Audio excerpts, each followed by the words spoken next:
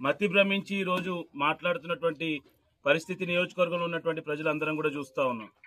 ప్రజల చేత తిరస్కరించబడ్డటువంటి రాజయ్య ఈ రోజు అడ్డగోలుగు ఒక విలువలేని మాటలు మాట్లాడుతూ ఉంటే ప్రజలందరూ కూడా నవ్వుతా ఉన్నారు. ఈరోజు ఎవరు ప్రజల చేత చీదరించబడి, ఎవరు ప్రజల చేత తిరస్కరించబడి ఈరోజు విలువలు లేకుండా ఇంట్లో కూర్చున్నటువంటి పరిస్థితి మనం అందరం కూడా చూస్తా ఉన్నాం.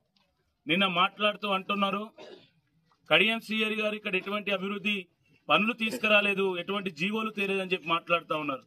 కొంచెం హాస్పిటల్ నుండి బయటికి వచ్చి పత్రికలు చదవడమో లేకపోతే ప్రభుత్వ కార్యాలయాల్లో చూస్తే ఎటువంటి అభివృద్ధి జీవోలు వచ్చినాయి, మనకు ఎటువంటి అభివృద్ధి కార్యక్రమాలు జరుగుతున్నటువంటి విషయం కొద్దిగా అర్థమవుతుందని చెప్పి ఈరోజు కాంగ్రెస్ పార్టీ పక్షాన మేము తెలియజేస్తా ఉన్నాం.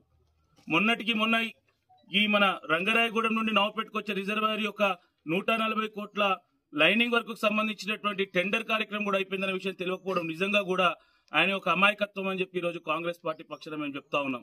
ఇంటిగ్రేటెడ్ రెవెన్యూ ఆఫీస్ కావచ్చు, స్టేషన్ గన్పూర్ లో 100 పడకల ఆసుపత్రి కోసం కావచ్చు, ఇక్కడ ఉన్నటువంటి ఒక రెసిడెన్షియల్ స్కూల్ ని కూడా అన్నిటికీ కూడా శాంక్షన్స్ వచ్చి జీవోస్ వచ్చినటువంటి విషయం తెలియకుండా మాట్లాడడం ఆయన మూర్ఖత్వం, ఆయన పిచ్చితనం అని చెప్పి ఈరోజు కాంగ్రెస్ పార్టీ పక్షాన మేము చెప్తా ఉన్నాం.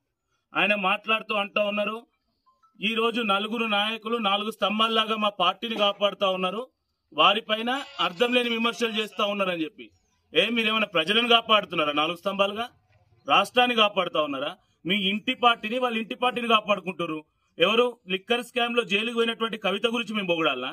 F1 రేస్ లో అవినీతి ఆరోపణలు ఎదుర్కొన్నటువంటి కేటీఆర్ ని పొగడాలనా? ట్రబుల్ షూటర్ అని మాట్లాడుతా ఉన్నారు ఈ రోజు హరీష్ రావు గురించి.